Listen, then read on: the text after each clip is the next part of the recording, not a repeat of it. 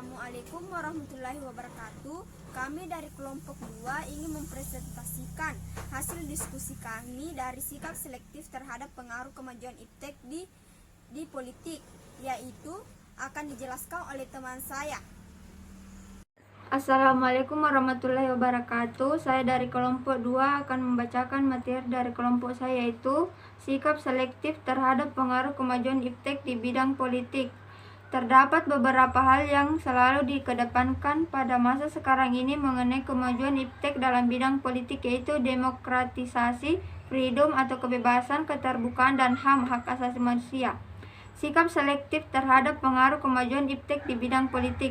Bangsa Indonesia harus mampu menunjukkan eksistensinya sebagai negara yang kuat dan mandiri, namun tidak meninggalkan kemitraan dan kerjasama dengan negara-negara lain dalam hubungan yang seimbang, saling menguntungkan, menghormati, dan menghargai. Untuk mencapai hal tertentu tersebut, bangsa Indonesia harus segera mewujudkan hal sebagai berikut. Sikap selektif terhadap pengaruh kemajuan iptek di bidang politik.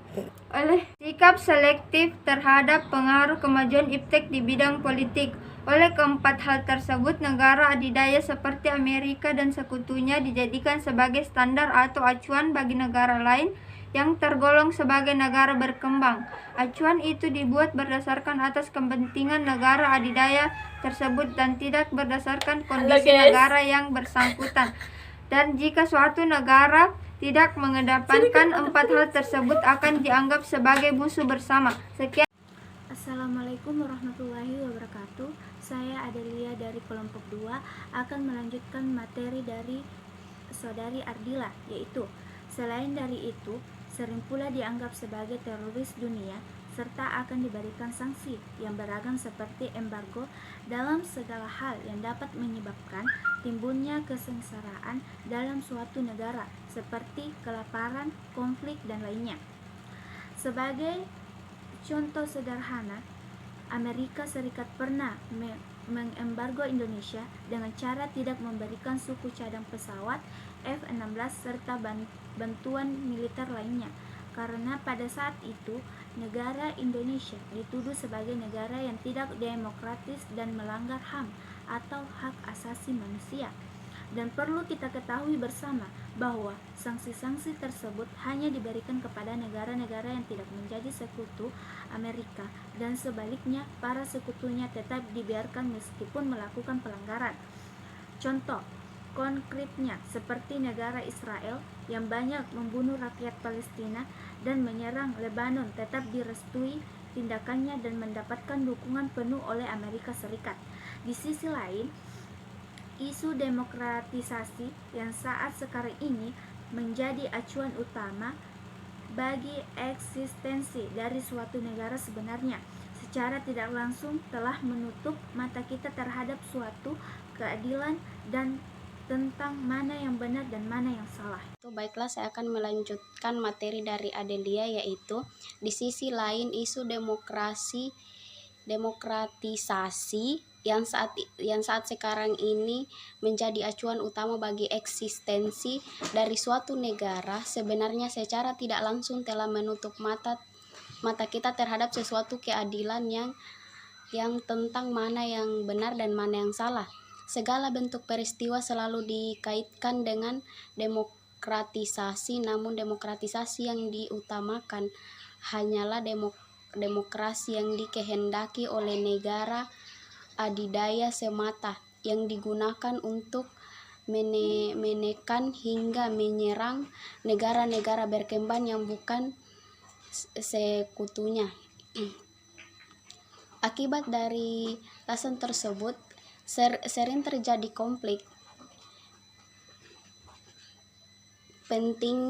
kepentingan yang pada tentunya mengarah pada pertikaian antar negara. Permasalahan di atas dapat ditaati oleh Indonesia apabila menerapkan penganut paham demokrasi Pancasila.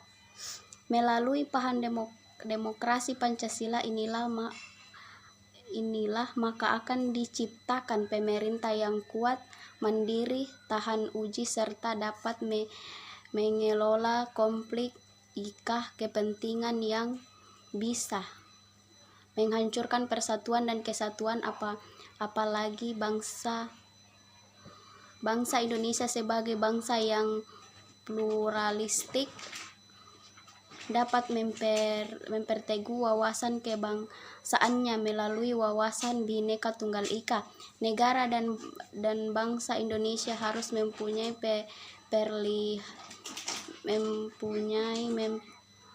memperlihatkan eksistensinya sebagai negara yang kuat dan mandiri tanpa meninggalkan kemitraan serta kerjasama dengan negara lain dalam hubungan yang seimbang, saling menguntungkan, saling menghormati dan menghargai hak dan kewajiban masing-masing. Sekian, assalamualaikum warahmatullahi wabarakatuh.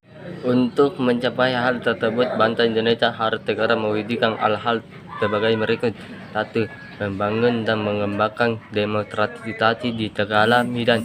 2. Melibatkan masyarakat sipil dalam arena politik. 3. Melakukan reformasi lembaga politik agar dapat menjalankan fungsi dan peranannya dengan baik dan benar. 4. Menggunakan kepercayaan rakyat melalui cara menegakkan pemerintah yang bersih dan berwibawa. 5. Menegakkan supremasi hukum. Dan 6. Memperkuat posisi Indonesia dalam kancah politik internasional. Assalamualaikum warahmatullahi wabarakatuh.